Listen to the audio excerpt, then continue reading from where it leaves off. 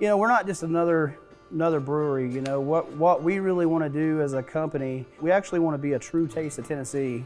And that's a representation of the people, the culture, the heritage of Appalachia. That's the kind of thing that really gives us confidence that we'll be around for 100 years. This thing is getting bigger than any one of us. And, it's just one heck of an opportunity to think that it all started 8 years ago in downtown Jonesboro. And my wife and I were 25 years old, so it's the American dream. About 2 years ago, Scott Andrew and his wife Daphne decided to partner with my wife Jessica and I and to really expand the Tennessee Hills brand.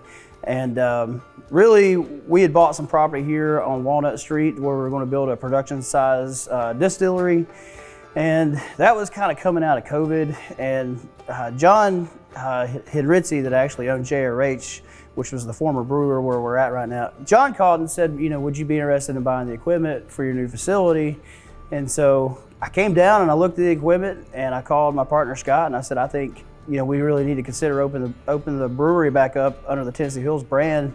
It was more of a defensive move because if we had left this open, another distillery could have came in, another brewery could have come in.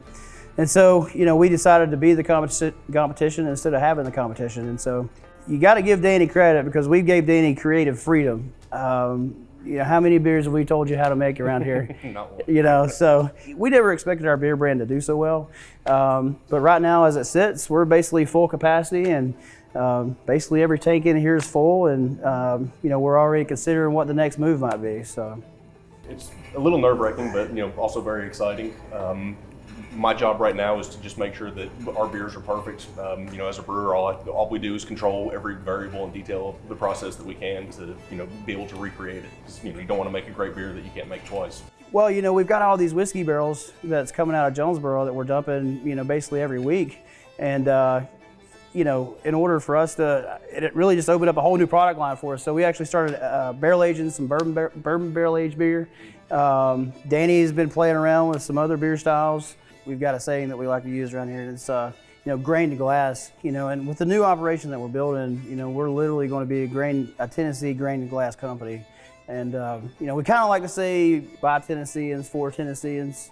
And, I think that's definitely going to stick. And that's just a sense of pride for us. We're sitting on one of the largest limestone aquifers in the country, maybe even in the world. And, that's one of the reasons that some of these other distilleries are kind of dotted throughout, Tennessee and Kentucky, just because we have great water and it's iron free and it's great for fermentation, and combined with the right knowledge of these guys and the grains that we're going to be getting locally here soon and the water we're going to be getting here, we're going to have a world-class product. So being local and actually starting out in Jonesboro, it's really kind of helped us because people really understand that, we're not just another brand that come in town and, trying to sell beer. This is our hometown. We want to put roots in. And, I think that's really what makes Tennessee Hills. When I was kind of up and becoming, there was no schools to go to.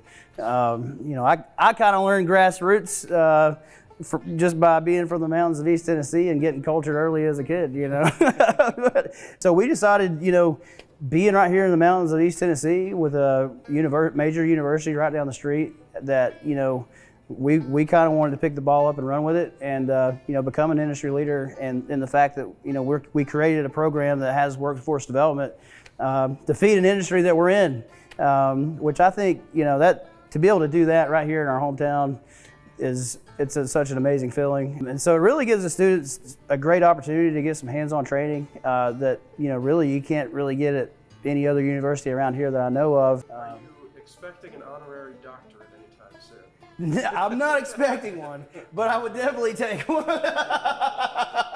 Just so Danny could call me Dr. Callahan all the time.